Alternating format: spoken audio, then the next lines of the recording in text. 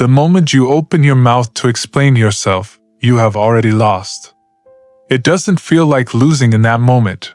In fact, it feels like the opposite. It feels like control, like clarity, like you are stepping in to correct a distortion of reality.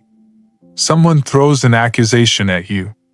Maybe it's subtle, a passing comment at a dinner table, a raised eyebrow in a meeting, a shift in tone from someone close to you. Or maybe it's direct and sharp, a clear attack on your character, your competence, your intentions. Either way, your body reacts instantly. You feel the heat rise in your chest, your breathing changes, your mind starts racing.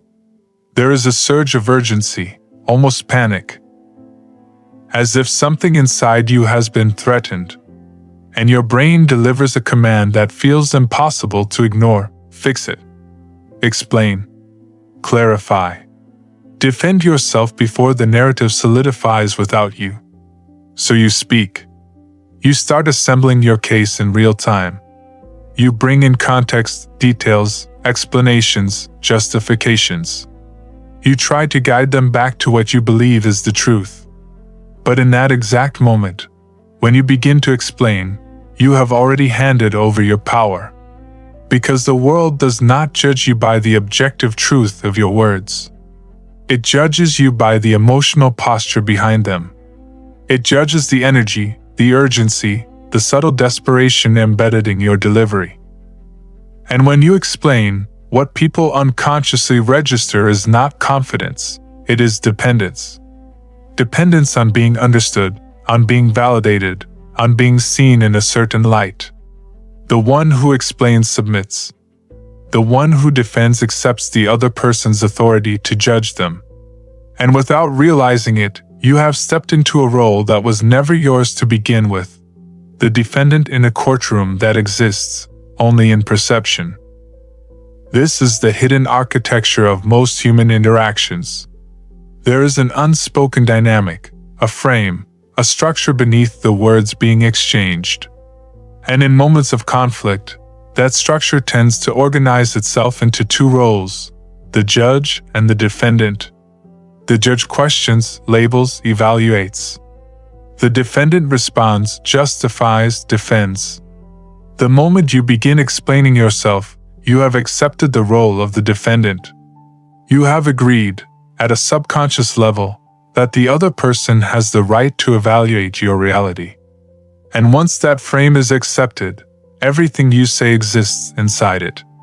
You can present perfect logic, flawless evidence, undeniable facts, but it doesn't matter. Because you are still speaking from a position of lower status within that dynamic. You are trying to win a game where the rules themselves are designed to keep you beneath the other person's authority. This is why arguments rarely resolve through explanation. It's not because the facts are unclear, it's because the frame is already set. And the frame determines how those facts are interpreted. What makes this pattern even more powerful is that it feels natural. It feels right. It feels like the responsible thing to do. After all, weren't you taught to explain yourself? Weren't you conditioned from a very young age to clarify your actions when questioned? Think back to childhood. When an authority figure accused you of something, whether it was a parent, a teacher, or anyone in a position of control, what was your instinctive response? You explained. You justified. You tried to prove your innocence, or at least soften the consequences. Because in that environment, explanation was tied to safety. If you could convince the authority figure that you weren't wrong, you could avoid punishment, rejection, or disapproval. Over time, this became deeply embedded in your psyche. Explanation became a survival mechanism. Defense became a reflex. But the problem is, you grew up, and that reflex didn't. It followed you into adulthood, where the dynamics are no longer the same, but your responses remain conditioned. Now you walk through the world projecting authority onto everyone you interact with. Your boss becomes a judge. Your partner becomes a judge. Even strangers. People with no real power over your life are unconsciously granted the authority to evaluate your worth. And every time you defend yourself, you reinforce that illusion. You are, in essence, saying, "You have the right to define me, and I must respond in order to regain control." This is where the real shift begins, the realization that the courtroom does not exist. There is no universal judge assigning final meaning to your actions. There is no jury delivering objective verdicts on your character. There are only perspectives, yours and theirs. And the moment you stop treating other people's opinions as authoritative judgments, they begin to lose their grip on you. An accusation stops feeling like a sentence and starts sounding like what it actually is, an interpretation, a projection, sometimes even a test. Because many accusations are not rooted in a genuine desire to understand the truth. They are attempts to provoke a reaction, to see if you will jump, if you will engage, if you will hand over your emotional state in response to their stimulus. And when you do, when you rush to explain, you confirm that they can influence you. You validate the frame they have set. You give them leverage. But what happens when you don't? What happens when the accusation comes, and instead of reacting, you remain still? Imagine someone looks at you and says, "You're being selfish." In the past, you might have immediately countered with examples of your generosity, your efforts, your intentions. You would try to correct the narrative. But now you do something different. You pause. You look at them. You hold eye contact. You say nothing. And you let the silence stretch. 3 seconds.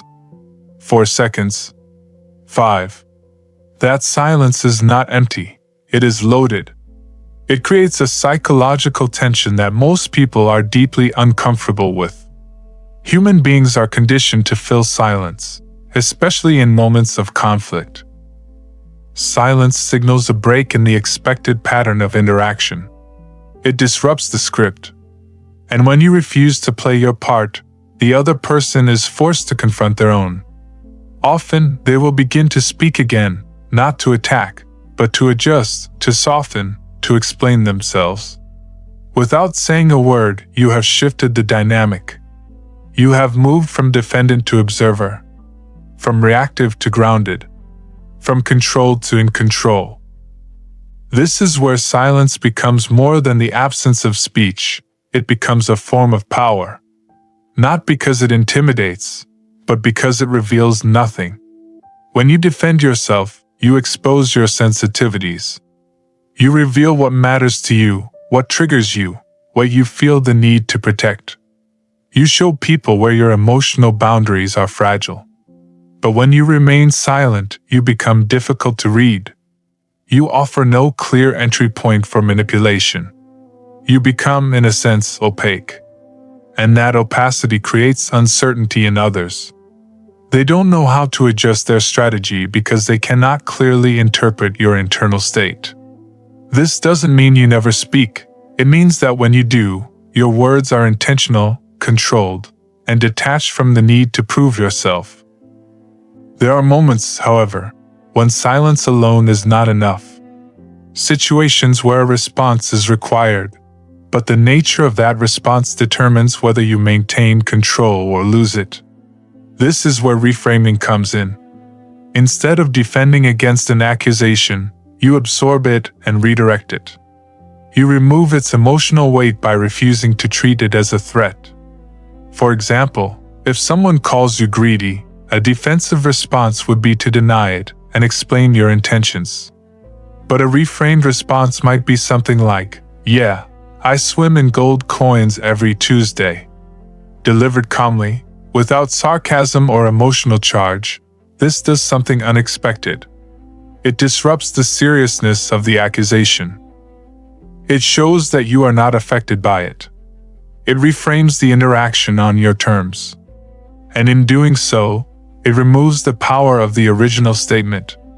This technique, often described as agree and amplify, works because it breaks the expected pattern.